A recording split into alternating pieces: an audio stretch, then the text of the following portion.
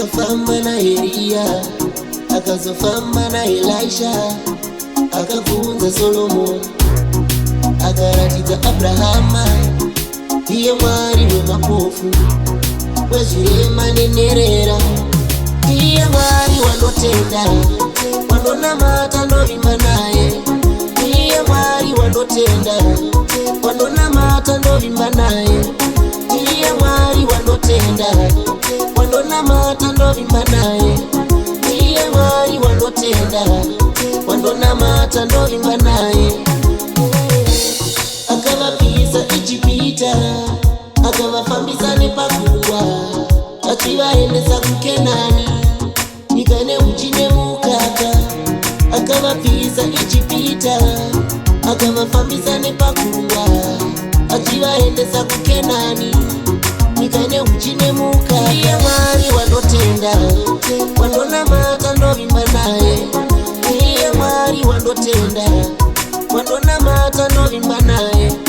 Abashanduke Maya, abashanduke She, abashanduke Maya, abashanduke She.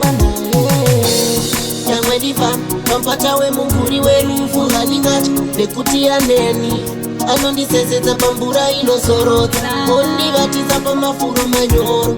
Nyangwe diva, pampata we munguri werufu halingati, nekuti aneni anondisesedza pambura inosorota, ondivatiza pamafuro manyoro.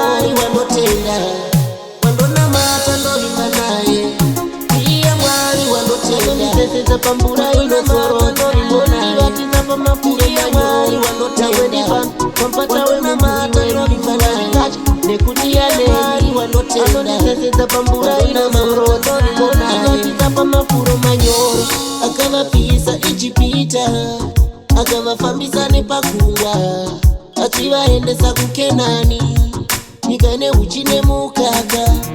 Akavapisa Ijipita, akavafambisa nepagungwa, achivaendesa kuKenani, nyika ine uchi nemukaka. Iye Mwari wanotenda, wanonamata ndovimba naye, iye Mwari wanotenda, wanonamata ndovimba naye, iye Mwari wanotenda, wanonamata ndovimba naye, iye Mwari wanotenda.